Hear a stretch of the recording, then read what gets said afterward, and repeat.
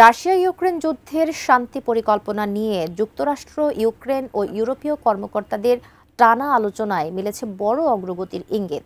ট্রাম্পের ২৮ দফা প্রস্তাব ঘিরে মতপার্থক্য কমছে বলেই দাবি ওয়াশিংটনের। কিন্তু ন্যাটোর ভূমিকা থেকে শুরু করে চূড়ান্ত নিরাপত্তা নিশ্চয়তা সব মিলিয়ে প্রশ্ন রয়ে গেছে অনেক। বিস্তারিত জানাচ্ছেন সাদিয়া সিদ্দিকা। ৪ বছর ধরে চলমান রাশিয়া ইউক্রেন যুদ্ধে রাশিয়ার ব্যাপক আগ্রাসনে ধসে পড়ে ইউরোপের স্থিতিশীলতার ধারণা।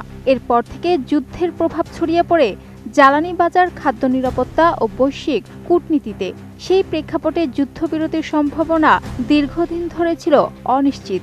অবশেষে জেনেভায় যুক্তরাষ্ট্র, ইউক্রেন ও ইউরোপীয় কর্মকর্তাদের টানা আলোচনায় উঠে এসেছে সমঝোতার নতুন ইঙ্গিত।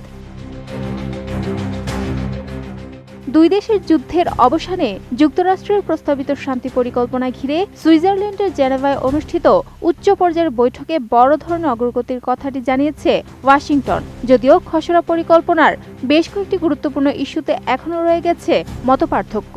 সোমবার আল জাজিরার এক প্রতিবেদনে উঠে এসেছে এই তথ্য। রোববার মার্কিন পররাষ্ট্রমন্ত্রী মার্কো রুবিও জানান, প্রায় ৪ বছর ধরে চলমান রাশিয়ার আগ্রাসন থামাতে যুক্তরাষ্ট্র যে নতুন পরিকল্পনা নিয়ে কাজ করছে তাতে অসাধারণ অগ্রগতি হয়েছে। তিনি বিস্তারিত কিছু না জানালেও বলেন, আমরা সত্যিই অনেক দূর এগিয়েছি। খুব অল্প সময়ের মধ্যেই এই বিষয়ে এগিয়ে যেতে পারবেন বলে তিনি আশাবাদী। নতুন বাংলাদেশ গড়তে এলো জুলফিকার স্টিল। জুলফিকার স্টিল, ইস্পাত দৃঢ় অঙ্গীকার। জেনেভায় মার্কিন মিশনের সাংবাদিকদের তিনি আরও জানান, ন্যাটোর ভূমিকা, ইউক্রেনের নিরাপত্তা নিশ্চয়তা এবং প্রেসিডেন্ট ডোনাল্ড ট্রাম্পের উত্থাপিত ২৮ দফার শান্তি প্রস্তাবের কয়েকটি জটিল ইস্যুতে এখনও কাজ বাকি আছে। তবে এসব জটিলতার বেশ কিছু জায়গায় দুই পক্ষের মতপার্থক্য ইতোমধ্যেই কমে এসেছে। রুবিও বলেন, আজ সেদিক থেকে খুব বড় অগ্রগতি হয়েছে। ইউক্রেনের প্রতিনিধি দলের প্রধান আন্দ্রিয়া ইয়ারমাকো একই সুরে জানান, আলোচনায় খুব ভালো অগ্রগতি হয়েছে এবং তারা ইউক্রেনের প্রাপ্য ন্যায়সঙ্গত ও স্থায়ী শান্তির দিকে এগোচ্ছে। এদিকে উত্তপ্ত হয় ট্রাম্প ইউক্রেন সম্পর্কের আরেকটি মাত্রা।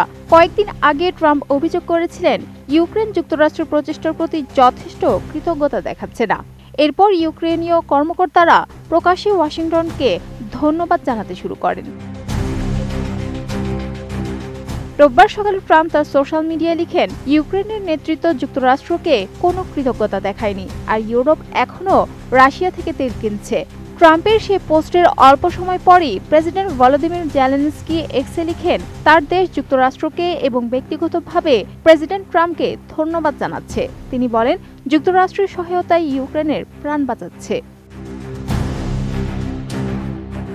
যুক্তরাষ্ট্র ইউক্রেন আলোচনায় এত দ্রুত সমঝোতা সম্ভব কিনা এমন প্রশ্নে রুবিও বলেন, আমাদের লক্ষ্য যত দ্রুত সম্ভব এটি শেষ করা। তিনি মার্কিন প্রস্তাবিত পরিকল্পনাকে বর্ণনা করেন একটি পরিবর্তনশীল নথি হিসেবে, যা সংশোধন হতে থাকবে। চূড়ান্ত প্রস্তাব তৈরি হলে তা রাশিয়ার কাছে উপস্থাপন করা হবে। অন্যদিকে রাশিয়ার প্রেসিডেন্ট ভ্লাদিমির পুতিন আগে ইঙ্গিত দিয়েছেন, যুক্তরাষ্ট্রের এই পরিকল্পনা চূড়ান্ত শান্তি চুক্তির ভিত্তি হতে পারে। তবে ইউক্রেন আলোচনায় অংশ না নিলে আরও ভূখণ্ড দখলের হুমকিও দিয়েছেন তিনি। Sadia Siddika, ATN news.